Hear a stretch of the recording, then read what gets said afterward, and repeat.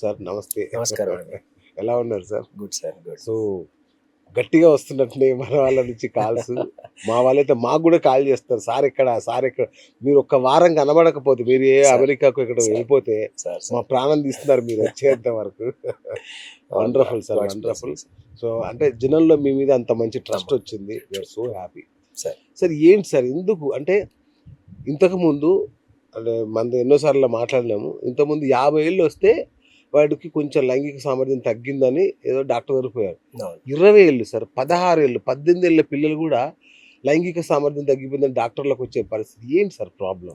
అంటే ఇంత ముందు వరకు ఎట్లా ఉంటుంటే చాలా వరకు యంగ్స్టర్స్లో అంగస్థాన సమస్య ఉంటే ఎక్కువ శాతం మనము సైకోజెనిక్ అంటే వాళ్ళ ఆలోచనలో ఏమైనా ప్రాబ్లం ఉందా అవును, అట్లాంటివి అనుకుంటుండే. కానీ ఇప్పుడు వీళ్ళందరికీ మేము చాలాసార్లు రెగ్యులర్గా టెస్టులు చేసినప్పుడు, ఎప్పుడైతే డాప్లర్ లాంటి టెస్ట్లు అంటే అంగంకి స్కాన్ చేసి అవును. చూసినప్పుడు డెఫినెట్లీ సమస్య కనిపిస్తుంది. ఓకే. అంటే అసలు యంగ్స్టర్స్లో ఇట్లాంటి ప్రాబ్లమ్స్ చూడొద్దు. యంగ్స్టర్స్లో ఇట్లాంటి బ్లడ్ ఫ్లో కదా. ఇష్యూస్ రావద్దు, ఆర్టిరియల్ ఇన్సఫిషియన్సీస్ రావద్దు. కానీ మేము స్కాన్ చేసినప్పుడు ఆల్మోస్ట్ ఒక 100 మందిలో స్కాన్ చేస్తే మోర్ దెన్ 70% పీపుల్లో బ్లడ్ ఫ్లో ఇష్యూస్ కూడా వస్తున్నాయి. అంటే మనం తీసుకునే ఫుడ్ హ్యాబిట్స్ కానివ్వండి, రైట్. మనం మెయింటైన్ చేసే లైఫ్ స్టైల్ హ్యాబిట్స్ ఉన్నాయండి, స్ట్రెస్ వల్ల ఉన్నాయండి, ఇవన్నీ వెరీ బ్యాడ్గా ఇంపాక్ట్ చేస్తున్నాయి. సార్ ఫుడ్ కూడా కారణమా? డెఫినెట్లీ మన దగ్గర ఇప్పుడు చాలా అడల్ట్రేషన్ ఉందండి. అంటే ఇప్పుడు Okay, okay. నార్మల్గా మొన్న ఒక సింపుల్ చెప్తా, అడల్ట్రేషన్ ఏ లెవెల్లో ఉందంటే చచ్చిపోయే వరకు వచ్చింది. అవును, మొన్న ఒకటి వాటర్ మెలన్ బిర్యానీ నలుగురు చనిపోయిన only because of the water melon adulteration వల్లనే. వాటర్ మెలన్ అది పండడానికి ఇంజక్షన్లు చేస్తారు. దాని వల్ల చనిపోయారు. అంటే నార్మల్గా ఈ అడల్ట్రేషన్స్ వల్ల ఫుడ్లో ఎంతైనా ఎఫెక్ట్ కన్నా ఖచ్చితంగా కనిపిస్తుంది. అవి మనకి ఏం చేస్తాయి, మనకి డిస్టర్బ్ చేస్తాయి, మన హార్మోన్స్ని డిస్టర్బ్ చేస్తాయి. ఇన్ని కెమికల్స్ హార్మోన్స్ డిస్టర్బ్ చేస్తాయి. ఆ డిస్టర్బ్ చేసినప్పుడు ఏమవుతుంది, అసలు సెక్స్ పట్ల ఇంట్రెస్ట్ తగ్గిపోవడము, ఓకే, లేకపోతే అన్నిటికంటే ఎక్కువ మనకి అదొక ఫియర్ ఫ్యాక్టర్గా క్రియేట్ చేస్తుంది. కరెక్ట్. అంటే నేను చేయగలుగుతానా, అది నేను కరెక్టేనా. ఇంకా చాలా మంది యంగ్స్టర్స్ అమ్మాయిలు చాలా మంది అడుగుతారు, సార్ ఈయనకు ముందే తెలిసేమో సమస్య ఉందని ఆయన నన్ను పెళ్లి చేసుకుండు, ఓకే, నా లైఫ్ ఖరాబ్ చేసిండు అని. పాపం So, అది తెలియదు. నిజంగా తెలియదు. అంటే ప్రాక్టికల్లీ రెగ్యులర్ సెక్స్ చేసే వాళ్ళలో కూడా ఏదైనా సమస్య ఉంది అని వాళ్ళకి తెలీదు. కరెక్ట్. ఇది ఎప్పుడు తెలుస్తుంది, అపోజిట్ పార్ట్నర్ దాన్ని మనకు చెప్పినప్పుడే. అవును. మీరు ఒకసారి చెక్ చేయించుకోండి అని. ఈ మధ్య కొద్దిగా ఉమెన్ కూడా చాలా వోకల్ చాలా, అవుతున్నారు. అవును, అవును. నా దగ్గరకు వచ్చే 90% పేషెంట్స్లలో అపోజిట్ పార్ట్నర్ ఐడెంటిఫై చేసి వీళ్ళని రెక్టిఫై చేసుకోమని చెప్పిన వాళ్ళే వస్తారు. నేను ఒక క్లాసిక్ ఎగ్జాంపుల్ చెప్తాను సార్. మా సార్ దగ్గరికి వచ్చింది ఇది ఎప్పుడు తెలుసా, 10 years బ్యాక్ 10 years విషయం back. చెప్తున్నా మీకు. Yeah, yeah. ఆ అమ్మాయి వాళ్ళిద్దరు కొలీగ్స్ పెళ్లి Hmm. చేసుకున్నారు, లవ్ Okay. మ్యారేజ్ చేసుకున్నారు. ఒక నెల తర్వాత ఆ అమ్మాయి వాళ్ళకి ఎవరైతే పెళ్లి చేశారో మా గురువు గారి దగ్గరకు వచ్చి, సార్ నాకు విడాకులు కావాలని అడిగింది. అదేంటి అమ్మ, పెళ్ళి నెల కూడా నెల కాలేదు, కూడా. మీరు మంచి ఫ్రెండ్స్, పెళ్లి చేసుకుంటే, సార్ నాకు కోరికలు ఎక్కువ, సెక్స్ కోరికలు ఎక్కువ, అతని వల్ల కావట్లేదు, నేను ఈ తీర్చడానికి వేరే పక్కదారి దొక్కా అనుకోండి, నన్ను సమాజంలో తప్పుపడతారు, కాబట్టి దయచేసి విడాకులు ఇప్పించండి సార్ అని ఎంత ఓపెన్గా అడిగిందంటే అప్పటికి అది రివల్యూషన్. మా మైండ్కి అందలా ఏంటి ఇది నిజమేనా అని. అంటే జెన్యున్ అర్థం చేసుకోవాలి సార్ ప్రాబ్లమ్. మనకి మేల్స్కి ఎట్లయితే ఉంటుందో ఫీమేల్స్ కూడా ఉంటుంది, అది తప్పేం కాదు. ఎస్, అది ఈస్ నేచర్. మనిషికి కోరిక ఉండడం ఉండకపోవడం అంటే మనిషి అంటే it could be both sexes. అంతే కదా. సో నీకు ఇప్పుడు ఆ అమ్మాయి చెప్పిన దాంట్లో నేను నో అనుకున్నాను. సో అట్లాంటి వాళ్ళకి ఏం చేస్తాం మేము, we can improve the male status. Okay, అట్లాంటి సిచ్యువేషన్లో కూడా మనకు ఒక లైట్ ఉంది. డెఫినెట్లీ ఎటువంటి అంటే ఎన్ని ఫెయిల్ అయినా సర్జరీ ఫెయిల్ అయ్యే ఛాన్స్ లేదు. ఓకే. ఎంత కామన్గా చేసుకునే సర్జరీ అంటే ప్రతి 3 రోజులకి మన దగ్గర 2 సర్జరీలు అయ్యేంత కామన్ సర్జరీ. ఇప్పుడు షెడ్యూల్, నేను సర్జికల్ షెడ్యూల్ చెక్ చేసుకుంటే నెక్స్ట్ 2 months వరకు ఫుల్ ఉంది. అంటే అంత కామన్గా చేసుకునే సర్జరీ. కానీ ఏంటంటే నేను చేసుకున్నాను ఇంకో మనిషికి తెలియదు. ఎగ్జాక్ట్.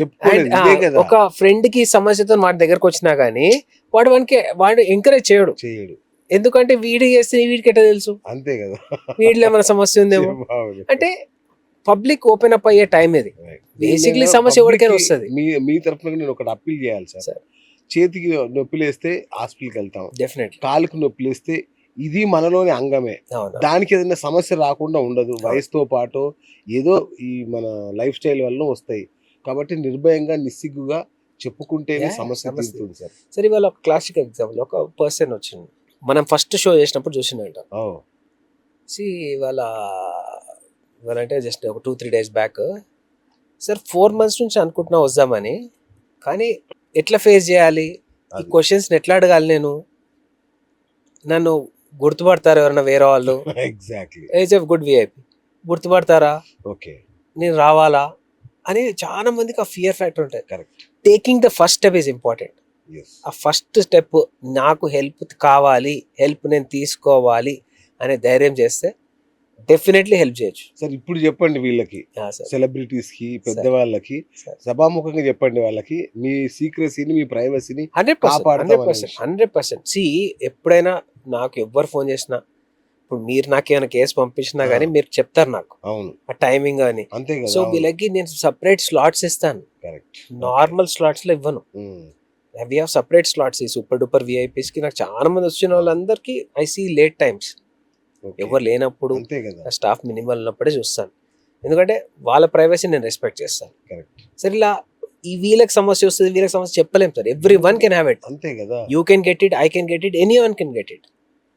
కానీ కరెక్ట్ టైంలో దాన్ని ఐడెంటిఫై చేసి హెల్ప్ చేసుకుంటే సింపుల్గా సెట్ అయిపోతుంది. అది ఎటువంటి సమస్య అయినా కానీ కానీ దాన్ని ప్రొలాంగ్ చేస్తారు. కంప్లీట్ గా అదే అయిపోతారు. మొత్తం అంటే అయిపోయిందా? మెయిన్ సైకలాజికల్ డిస్టర్బ్ అయిపోతారు.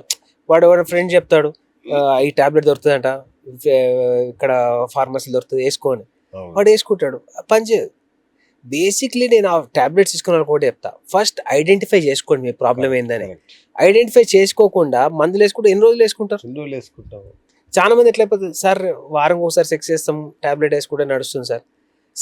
ఏదైనా ఒక లిమిట్ ఉంటుంది బాడీకి. దే సంథింగ్ కాల్ టెకెఫెలాక్స్ అనే ఒక సిస్టమ్ ఓకే. అది ఉంటుంది. అంటే ఏంటంటే మందులు ఒకటే రకమైన మందులు రెగ్యులర్ గా వాడితే పనిచేయడం మానేస్తుంది.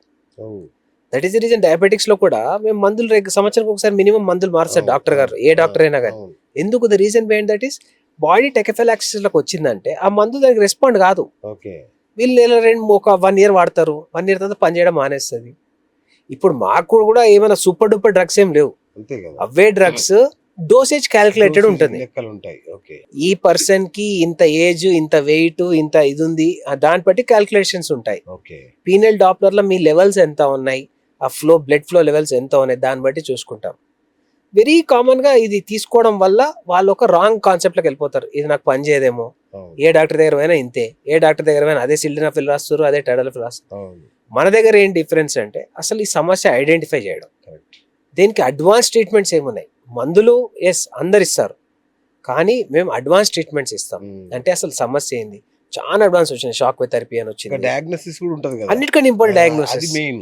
అదే అది అందరి దగ్గర ఉండదు. మీ దగ్గర చాలా లేటెస్ట్ ఇంపార్టెంట్, ఇంపోర్టెడ్ ఎక్విప్మెంట్.